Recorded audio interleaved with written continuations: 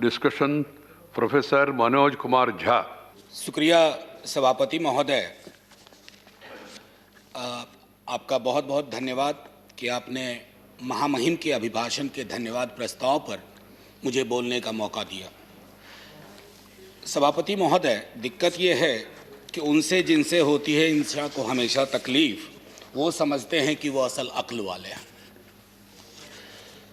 माननीय सभापति महोदय, एक पंचतंत्र में एक कहानी है। एक चित्ररथ नाम के राजा हुआ करते थे। उनके पास एक विशाल सरोवर था और उस सरोवर में सर छोटे छोटे खूबसूरत हंस बहुत सारे थे। वो 6 महीने पे एक पंख गिराते थे और राजा को पंख दे देते थे। बीच में एक सोने का, तथाकथित सोने का के पंख वाला एक बहुत बड़ा पक्षी आया। उसने कहा मैं इस सरोवर में रहूंगा। छोटे पक्षियों ने कहा कि महाराज जी, तो हम सरकार को, राजा को देते हैं अपना पंख 6 महीने पे, आपके लिए यहां गुंजाइश नहीं है।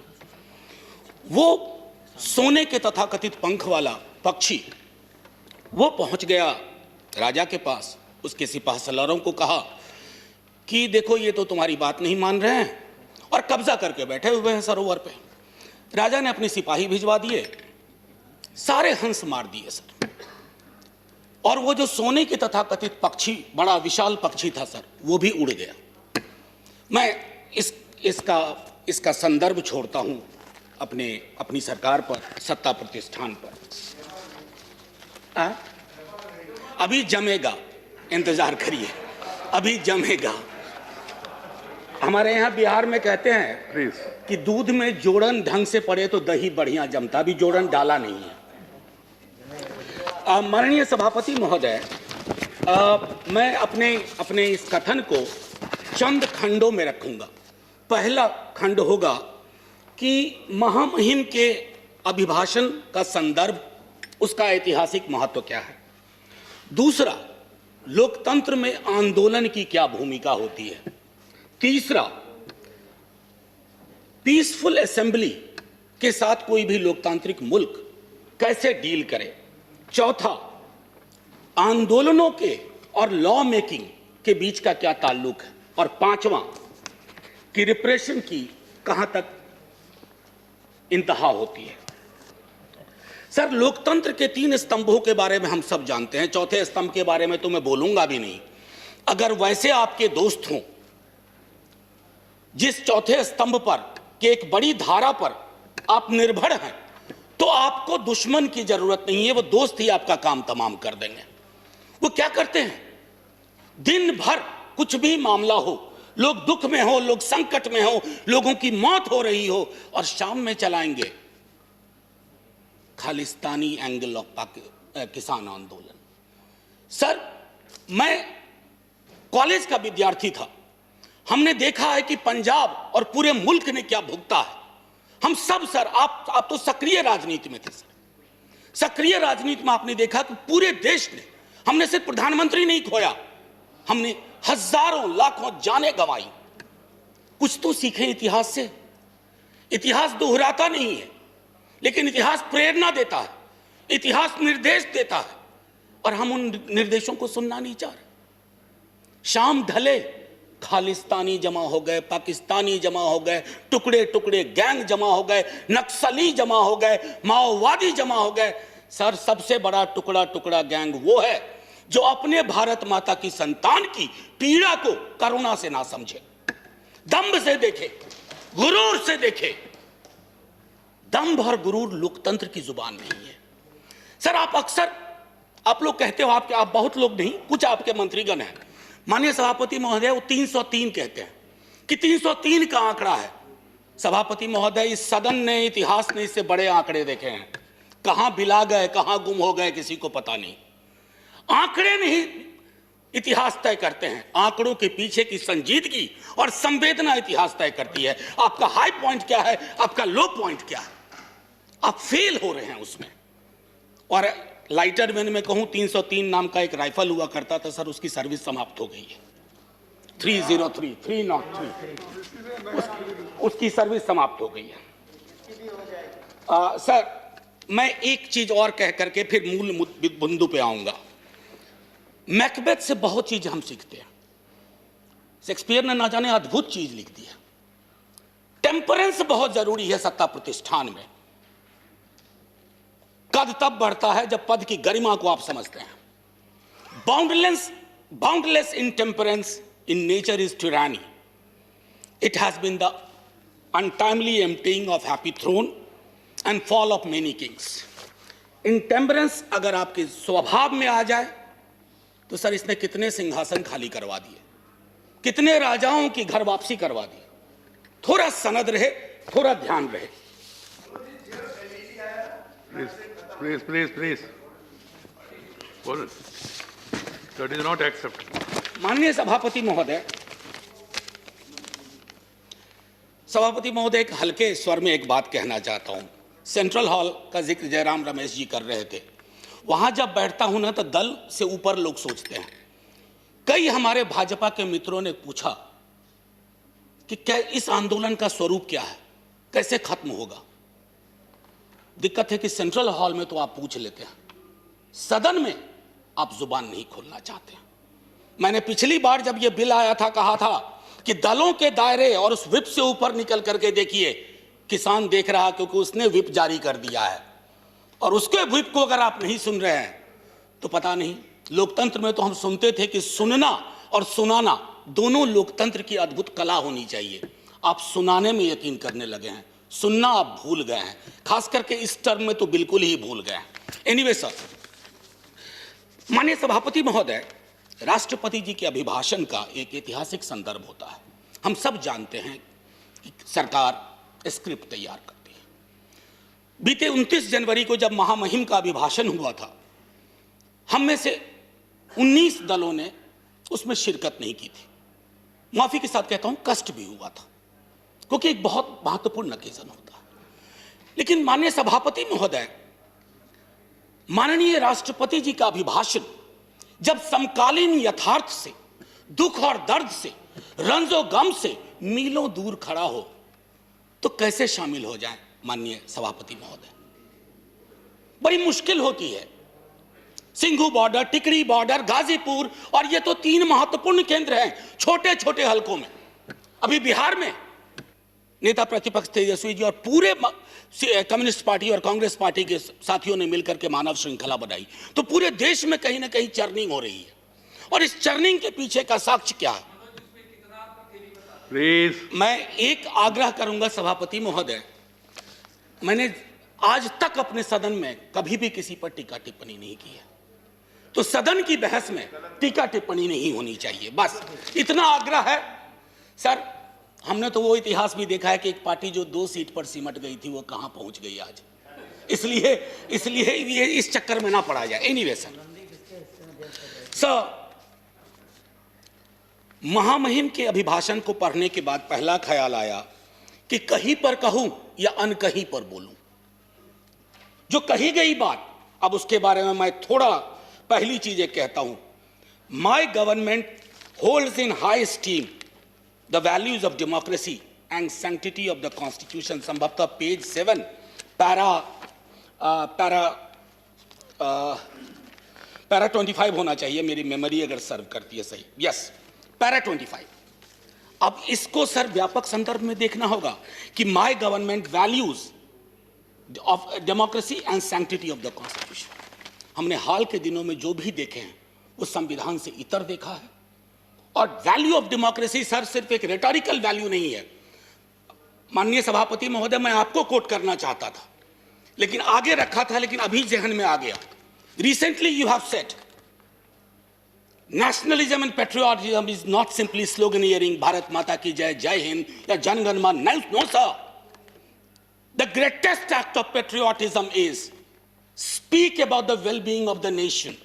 And that does not mean that I should stand in the orchestra party of the government forever and always.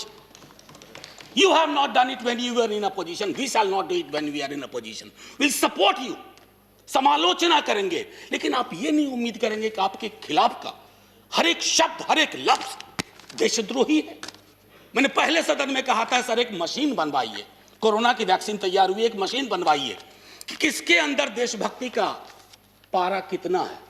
Sir हो सकता है आपको झटका लग जाए, देशभक्ति स्लीव पे नहीं चलती है, यहां रहती है, दिल में, उसका सीने से कम ताल्लुक।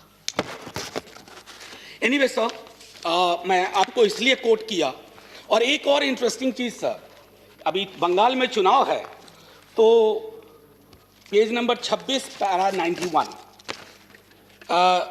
गुरुदेव के बड़े भाई का जिक्र हुआ, ज्योतिन्द्र नाथ टैगोर। चौल रे चौल शोभे भारतो सौंतान, बहुत अच्छा लगा। लेकिन इसके बाद जोड़ दीजिए गुरुदेव की अपनी line, where the mind is without fear and the head is held high. कहां है? दोनों को जोड़ के देखिए। ये चेरी पिकिंग नहीं चलती है डेमोक्रेसी में। आप चेरी पिकिंग के उस्ताद हो गए। चेरी पिकिंग मैं समझता हूं माननीय सभापति महोदय, आंदोलन लोकतंत्र की जीवंतता का उदाहरण होता है। जिंदा लोकतंत्र और स्वस्थ लोकतंत्र आंदोलन के साथ सदैव निरंतर संवाद की कोशिश करता है। सर, एक आशय मैं यहां रखना चाहता हूं। दिल्ली विश्वविद्यालय में जिस विभाग में मैं पढ़ाता हूं, एक विषय मेरा मूवमेंट भी है। सर, बहुत सालों से पढ़ाया है आंदोलन। आंदोलन की सर 3 चीज होती है महत्वपूर्ण: एलिनेशन, अट्रैक्शन, कन्वर्जन। यानी कि अलगाव की चीज कहीं आई, उसके बाद आपका आकर्षण हुआ किसी विचारधारा से, उसके बाद आप सड़कों पे आए। सर, हमने आंदोलनों को न जाने किस नजरिए से देखना शुरू किया है। महोदय, माननीय सभापति महोदय, आपने भी देखा होगा वो सड़िया, वो कील, वो खाई। सर, मैं सरहद पे कभी गया नहीं हूं, लेकिन जो तस्वीरें सरहद की देखी हैं वो भी ऐसी नहीं देखी हैं। किससे लड़ रहे हैं आप? अपने किसानों से लड़ रहे हैं। और वो क्या कह रहे हैं? आपसे चांद नहीं मांग रहे हैं, अपना हकूक मांग रहे हैं। और हम में से किसी को यह मुगालता ना रहे, किसी को, चाहे सत्ता पक्ष हो या प्रतिपक्ष हो, कि किसान और खेतीहर समाज की बेहतरी आप किसानों से बेहतर समझते हैं। नहीं, वो अपनी बेहतरी बेहतर समझते हैं। आप उनको समझाने चले कि तुम्हारे लिए हम कानून ला रहे हैं, बहुत बढ़िया कानून है। क्यों समझाने की जरूरत पड़ रही है? क्यों खालिस्तान पाकिस्तान टुकड़े टुकड़े एंगल लाने की जरूरत पड़ रही है? अरे, हमारा लोकतंत्र बहुत मजबूत है, किसी के एक ट्वीट से कमजोर नहीं होगा। आपने विमर्श को कमजोर कर दिया है। इतना मजबूत लोकतंत्र है सर। मैं तो कभी कभी सोचता हूं, अगर आपके दौर में जयप्रकाश जी का आंदोलन हुआ होता। इस सदन में अभी कई लोग हैं जो जयप्रकाश जी के आंदोलन से निकले हुए हैं, इंक्लूडिंग सभापति महोदय। जेपी के आंदोलन की कल्पना करिए, अगर जेपी को इन खाई, बाड़ों, कटीले तार देखना पड़ता तो क्या होता सर? कई मित्र हमारे बिहार से भी हैं जो जेपी आंदोलन से निकले हैं। एक बार सोचे दलीय दायरों को छोड़ करके कि आंदोलन को डील करने का क्या यह नजरिया उचित है? आप कहिएगा नहीं।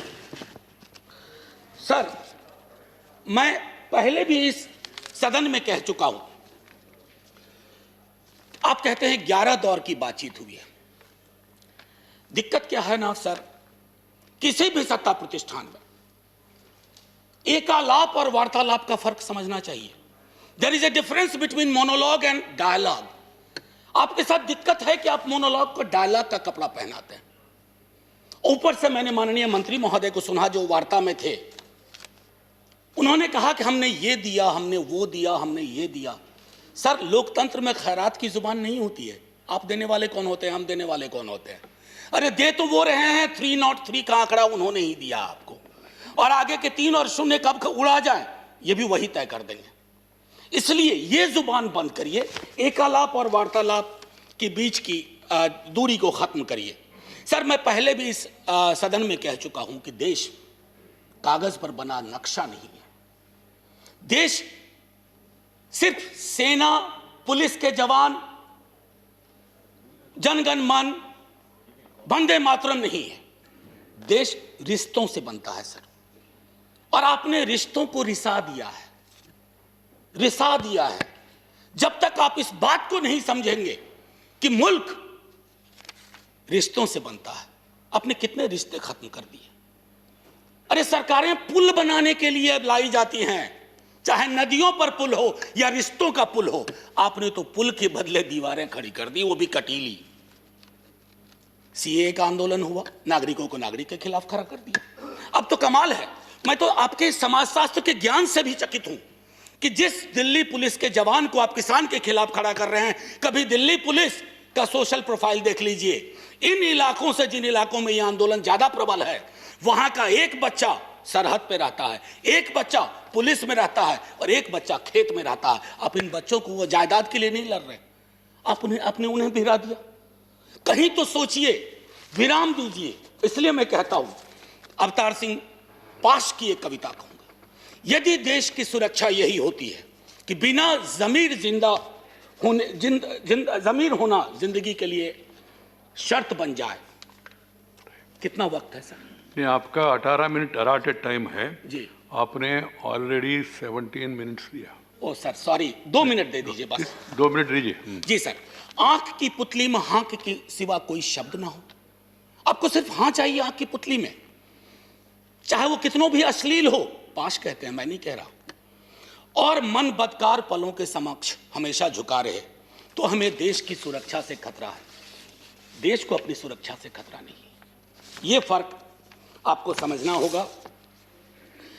माननीय सभापति महोदय, इस 2 मिनट का प्रयोग मैं, आपने किसान को लेकर के जितनी बातें कही उस पर, उन बिलों के बारे में पहले मैं बोल चुका हूं पिछले सत्र में।